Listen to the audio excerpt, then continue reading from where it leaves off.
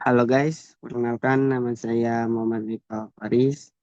Saya di sini akan menjelaskan proyek pemasaran saya. Yang pertama ada strategi pemasaran PT Vivo. Next,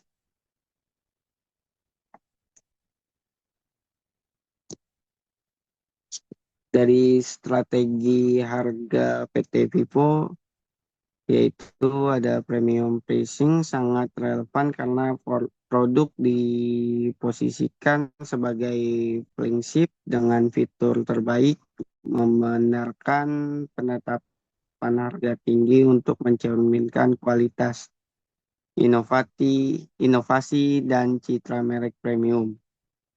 Selanjutnya ada skimming pricing digunakan untuk memaksimalkan pendapatan di awal peluncuran karena ini memiliki inovasi teknologi baru dan aplikasi cutting edge.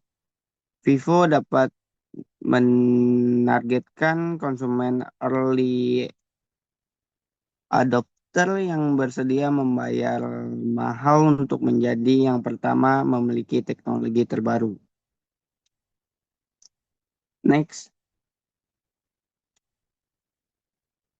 Selanjutnya ada alasan logis saya dan teori penentuan harga. Yang pertama ada penetapan harga berbasis nilai value based pricing. Dan yang kedua ada penetapan harga skimming atau skimming pricing. Next.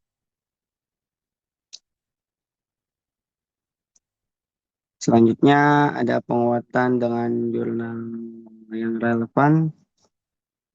eh, Berdasarkan jurnal studi oleh Saini and Gupta tahun 2020 berjudul Impact of Product Quality and Innovation on Pricing Strategies, a Study of Mobile Phone Industry in India, menemukan bahwa perusahaan yang secara konsisten memperkenalkan fitur inovatif dan mempertahankan kualitas premium cenderung berhasil dengan premium pricing atau skimming pricing dibandingkan penetapan harga berbasis biaya.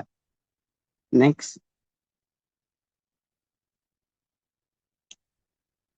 Selanjutnya ada analisis perang produk atau produk war. Yang pertama dari fitur and spesifikasi, yaitu pentempuran angka siapa yang menawarkan RAM atau ROM terbesar, proses prosesor tercepat, resolusi kamera tertinggi atau MP, dan refresh rata tercepat atau 144 Hz. Selanjutnya ada harga, persaingan harga di segmen flagship killer atau terutama di Xiaomi, Poco, dan Realme versus ultra premium Samsung dan iPhone. Selanjutnya ada kinerja merek atau brand awareness and image. Apple dengan ekosistem tertutup yang kuat, Samsung dengan layanan premium atau Samsung Care dan integrasi antar perangkat. Next.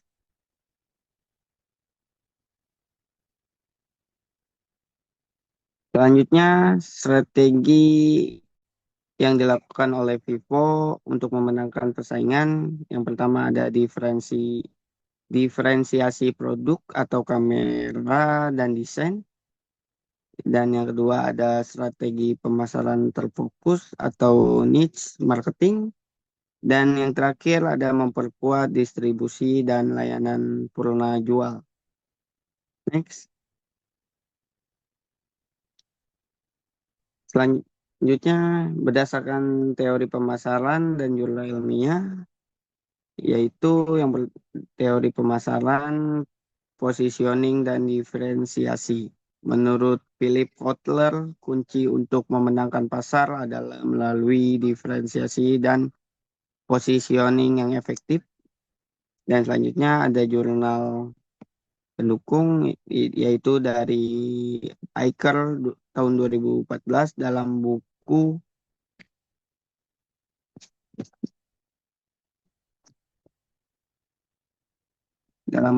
Iker on Branding 20 Principles The Drive Sukses menekankan bahwa dalam pasar yang sangat kompetitif, merek yang paling sukses adalah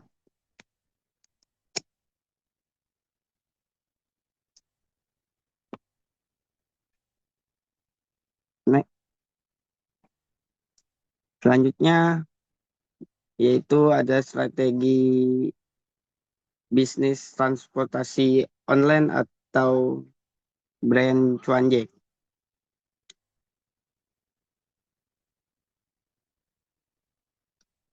Yang pertama kita akan analisis SWOT atau SWOT cuanjek. Analisis SWOT ini didasarkan pada bahwa cuanjek adalah pemain baru yang belajar dari keberhasilan kompetitor besar dan kegagalan pemain kecil sebelumnya. Next.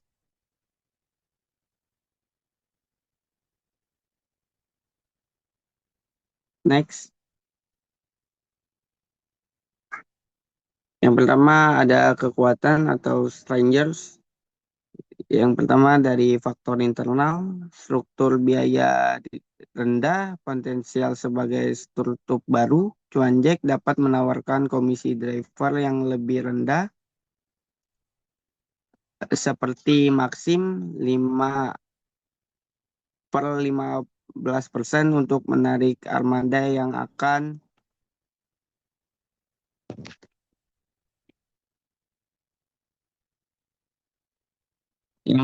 diterjemahkan menjadi tarif lebih kompetitif.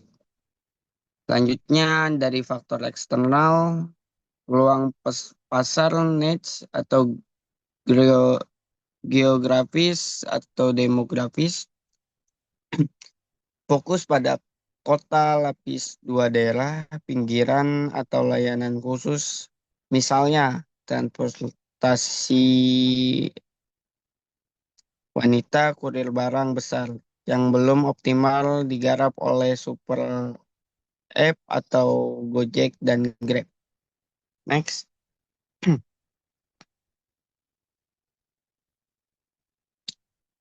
Selanjutnya ada kelemahan atau weakness. Yang pertama dari faktor internal, yaitu keterbatasan modal. Membutuhkan investasi besar untuk pemasaran, pengembangan fitur dan operasional yang menjadi faktor krusial kegagalan pesaing kecil. Dan yang kedua ada faktor eksternal. Dominasi pasar dan network efek Gojek dan Grab memiliki pangsa pasar berbasis pengguna. Dan armada driver yang jauh lebih besar menciptakan efek jaringan yang sulit dipatahkan. Next.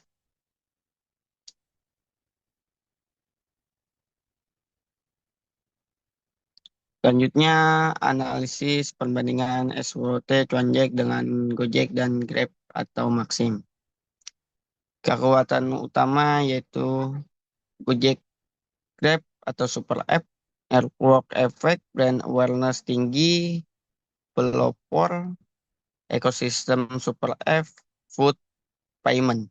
Selanjutnya ada Maxim sebagai cost leader, biaya komisi driver rendah 5% sampai 15%, tarif murah, fokus pada ride hailing. Selanjutnya ada Cuanjek yaitu pemain baru, fleksibilitas inovasi teknologi, potensi komisi driver sangat rendah. Next.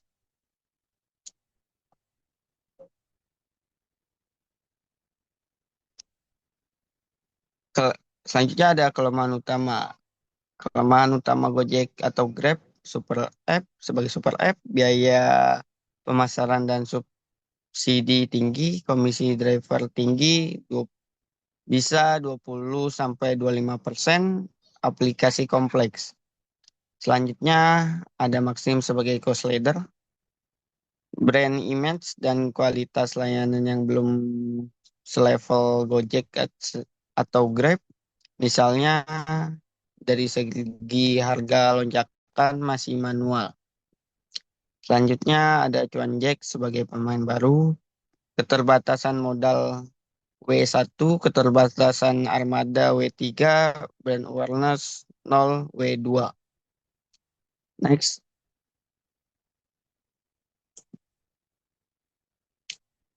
Selanjutnya ada hasil analisis SWOT. Cuan Jack harus menghindari langsung bersaing di pasar super app, kekuatan Gojek atau Grab, atau menjadi peniru Maxim. Posisi Cuan Jack adalah memanfaatkan kelemahan kompetitor dan peluang di pasar niche. Next.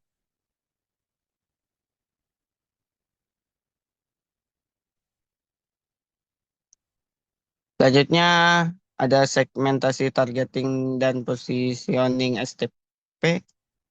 Untuk berhasil, Cuan Jack harus memilih target pasar yang spesifik atau niche strategi yang kurang terlayani oleh pemain besar. Segmentasi pasar Cuan Jack. Dari geografis, fokus pada area non-metropolitan atau lapis 2 atau area pinggiran di kota besar, suburban, di mana penetrasi driver Gojek atau Grab kurang padat atau waktu tunggu lama. Selanjutnya ada demografis, yaitu dari usia kita target mahasiswa, profesional muda, dan jenis kelamin. Selanjutnya ada psikografis dari gaya hidup, nilai atau sikap terhadap resiko dan harga.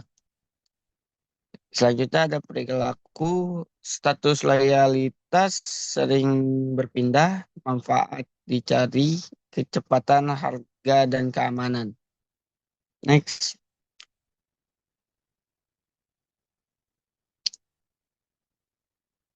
Selanjutnya ada concrete needs marketing, pemasaran terkonsentrasi niche.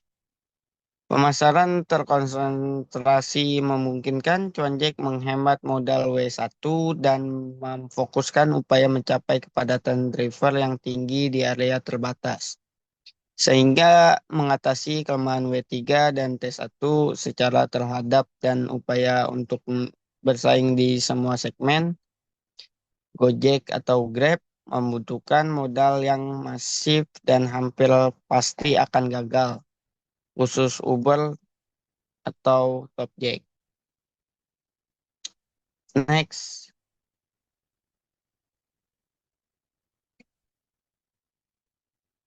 Selanjutnya aplikasi transportasi online paling andal dan terjangkau.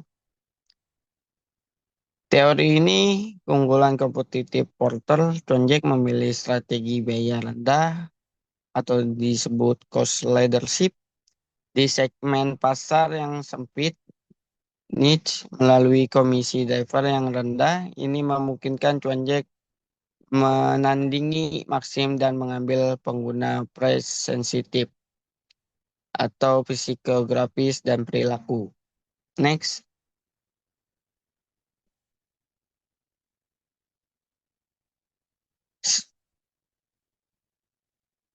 Strategi model bisnis Tuan Jack yaitu the agregator model atau model agregator.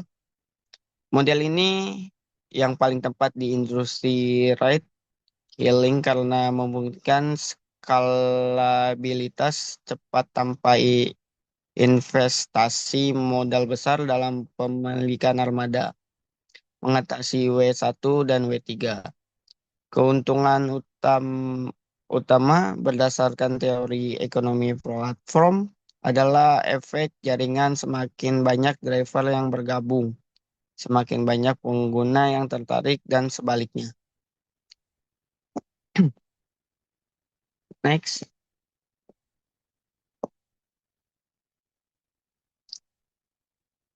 kesimpulan untuk memenangkan pesaing, yang pertama ada fokus biaya atau cost leadership.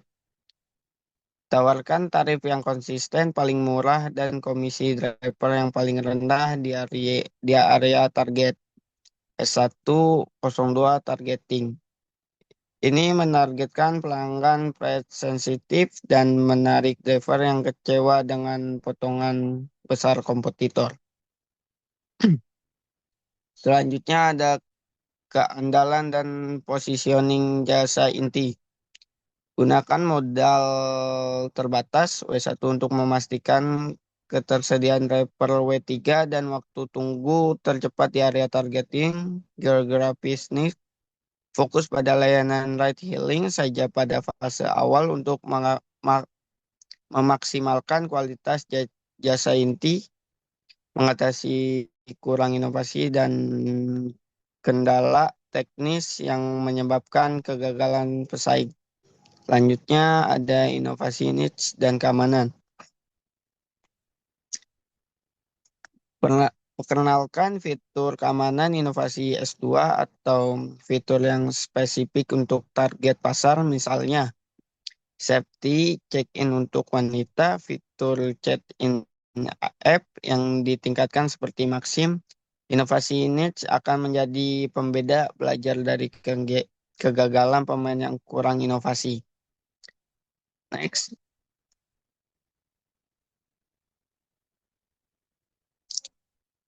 Sebelum kita masuk materi selanjutnya, kita akan menyaksikan video tersebut.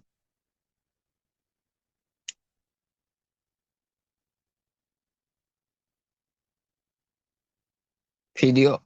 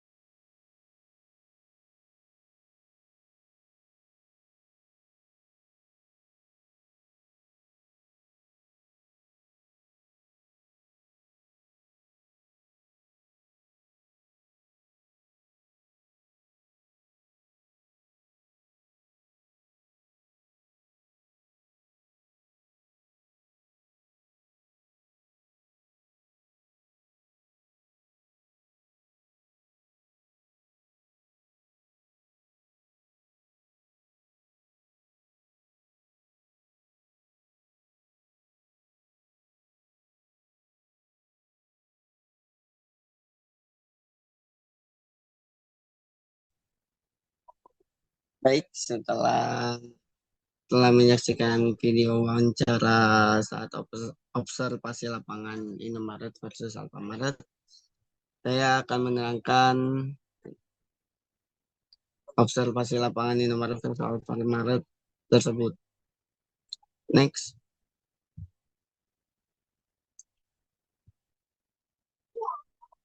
kelebihan dan kelemahan Indomaret. Kelebihannya yaitu dari fokus kenyamanan dan experience dan kualitas dan inovasi gerai. Kelemahan Indomaret itu tersendiri dari biaya waralaba relatif tinggi dan selanjutnya ada kurang agresif dalam promo. Next,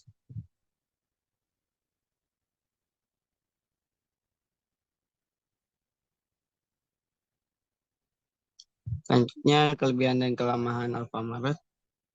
Kelebihan dari Alfamaret, aksesibilitas tinggi, terus profitabilitas tinggi dan promosi agresif atau discount orientation. Dan kelemahan Alfamaret, variasi produknya kurang lengkap, kurangnya fasilitas tambahan, dan reputasi harga. Next,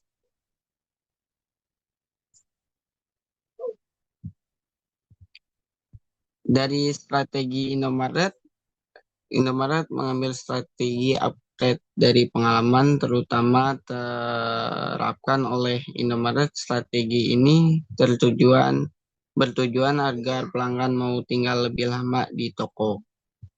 Next,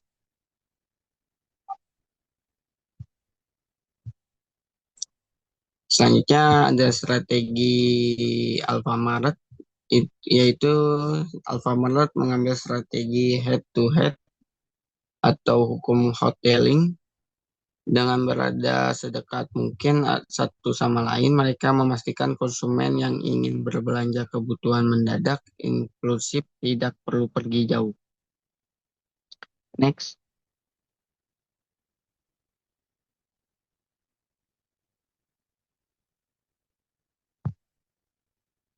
selanjutnya, mengapa Alfamart dan Indomaret memiliki strategi lokasi berdekatan atau head to head?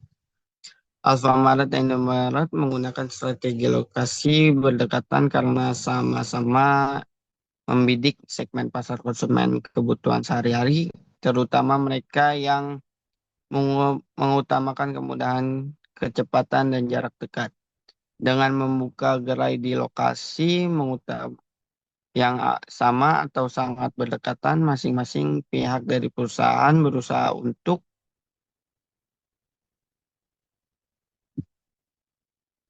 mengamankan pangsa pasar lokal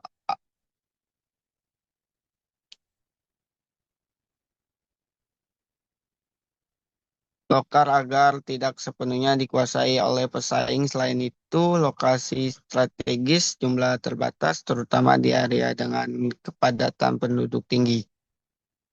Arus lalu lintas ramai dan akses yang mudah. Kondisi ini membuat kedua minimarket cenderung memilih titik lokasi yang sama-sama potensial, meskipun harus berdampingan secara langsung. Next.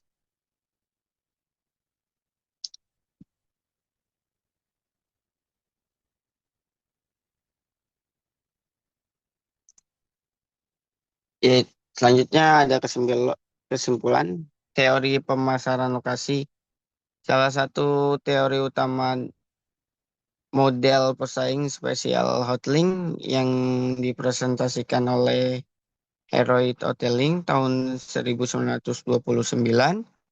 Teori ini menjelaskan bahwa jika ada pasar linear atau seperti utama, maka pelaku pasar cenderung mendirikan tempat strategis secara sauna agar melihat pasar tertinggi, serta mendekat agar jarak konsumen minimal. Jika kedua pelaku terlalu jauh, maka konsumen tengah biasanya bergabung dengan pelaku pasar lainnya. Oleh karena itu, model ini relevan terhadap Alfamart dan Indomaret. karena mendirikan tempat strategis Christenler pada tahun 1933 yang menyatakan bahwa tempat bisnis juga harus memperhitungkan urutan pasar dan jarak agar memenuhi konsumen secara strategis. Pada ranah retail, hal ini dilakukan dengan menentukan tempat yang strategis di pusat kegiatan tertentu, seperti pemukiman, penduduk, atau perumahan. Next,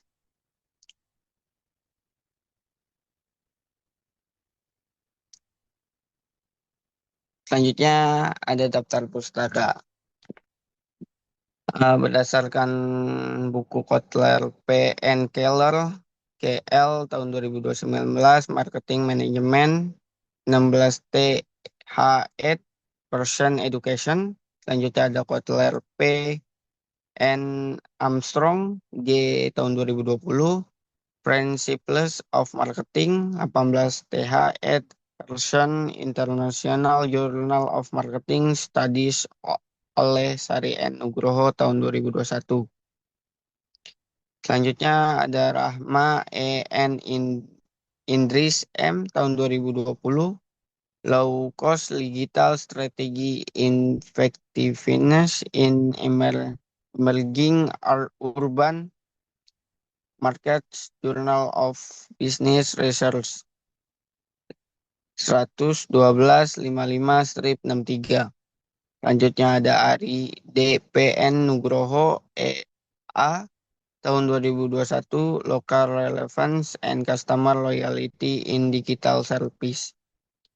Platform International Journal of Marketing Studies 13, buka kurung 2, tutup kurung 45-53. Selanjutnya ada Hydrolink Hoteling tahun 1929.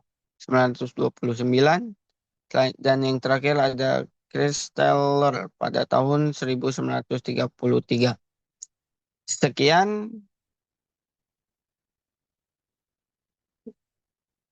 video dari saya. Terima kasih.